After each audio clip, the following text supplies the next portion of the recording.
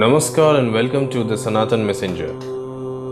The sacred river Ganga, which is India's one of the largest rivers, has a very interesting history behind its birth and its arrival to the earth as a gigantic river covering a distance more than 2,500 kilometers. Once in the early Satya Yug, the saint among the gods, that is the great Saint Narad, was singing Shastria Sangeet, that is the songs which are related to Vedas, primarily Sama Veda and Gandharva Veda. In case of Shastria Sangeet or Vedic songs or the songs related to the Purans, there are a number of Ragas and Raginis. All the Ragas and Raginis were going through distress when Saint Narad was singing the songs because he was singing them in a very odd and inappropriate tunes and manners. The Almighty, that is Lord Vishnu, provides with fairmost judgement to all. He went in front of Saint Narad and told him to do something so that the Ragas and Raginis get proper justice for the distress they have faced due to Saint Narad. Saint Narad went to Lord Brahma for getting some valuable suggestions for finding out a way for providing proper justice to the Ragas and Raginis. Lord Brahma said to Saint Narad that whether in terms of singing or dancing, in both the subjects Lord Shiva is invincible. If Lord Shiva would sing the same songs by using the Ragas and Raginis, that might be the best ever judgment for the Ragas and Raginis. Hence, Saint Narad went in front of Lord Shiva to request him and invite him to sing in a program that would be organized by Saint Narad. Accordingly, Saint Narad hosted a program and invited all the gods and goddesses. Lord Shiva came to the program and sang Shastria Sangeet with complete devotion. Lord Vishnu was listening to the songs from Lord Shiva and was pleased to such an extent that he was completely submerged in the songs and tunes presented by Lord Shiva. And the feet of Lord Vishnu started to sweat. That sweating led to formation of a gigantic water source.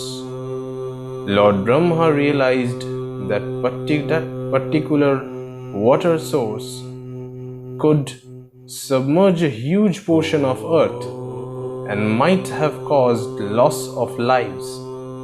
So Lord Brahma got the water source inside his oblong water pot or Kamandalu. This is how the holy water body of Ganga was born. Later on, the water body was held by Lord Shiva in his dreadlock or Jata of his head. Now let's have a look at the story behind the holy Ganga's arrival to earth.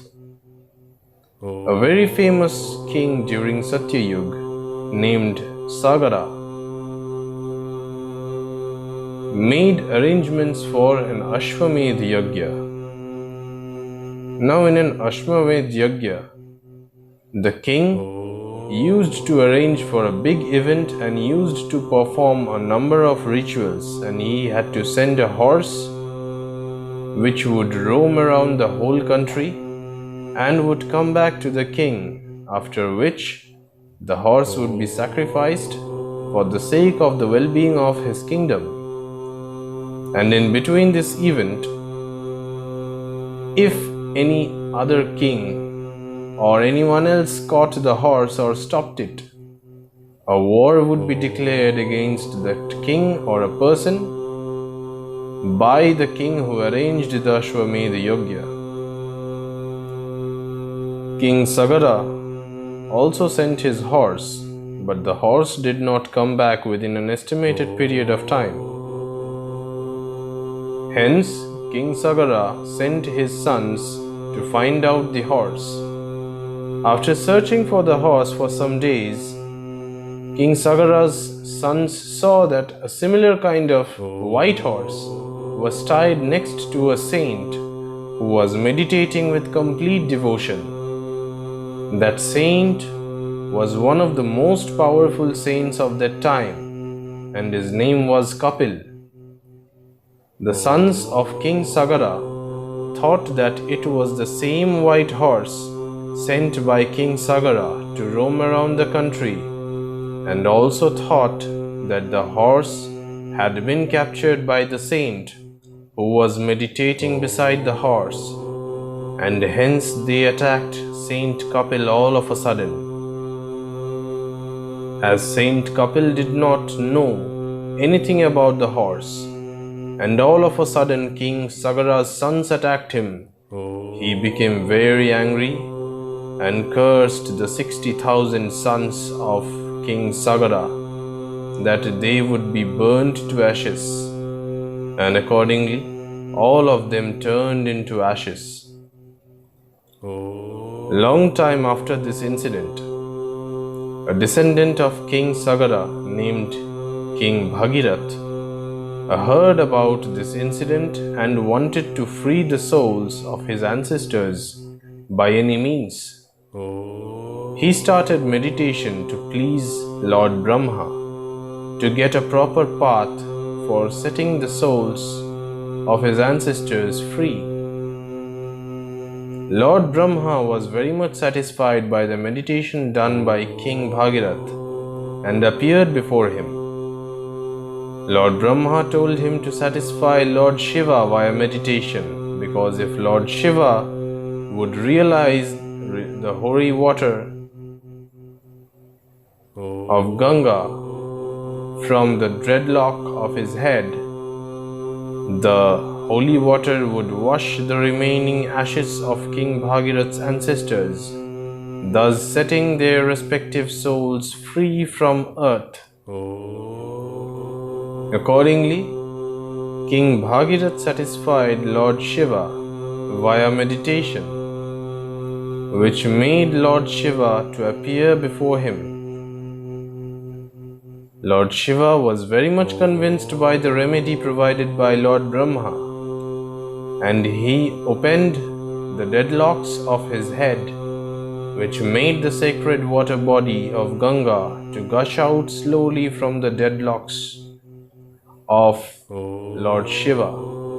King Bhagirath started his chariot right from Gamukh, that is a place in North India from where the holy Ganga river originates. He guided the way of the flowing of the holy Ganga river by riding on his chariot. His journey ended in the eastern part of the country. Present day it is known as Ganga Sagar, that is a place where the holy Ganga river meets the Bay of Bengal. As river Ganga is brought to earth by the initiative taken by King Bhagirath, river Ganga at its initial stage is known as Bhagirathi, that is the daughter of King Bhagirath. People of the Sanatan religion try to get submerged for a few seconds in their respective whole lives within the sacred water of river Ganga, because they believe that the whole Ganga river would wash out all the sins committed by the people in their respective present and past lives.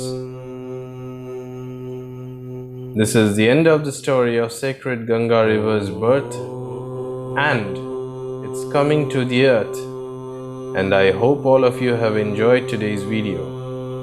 Kindly provide with your valuable support by liking, sharing and subscribing the Sanatan Messenger, and tap the bell icon to get more updates on the oldest religion in the world, that is the Sanatan religion. I will be back with some more interesting videos in the upcoming days. See you all again. Namaskar.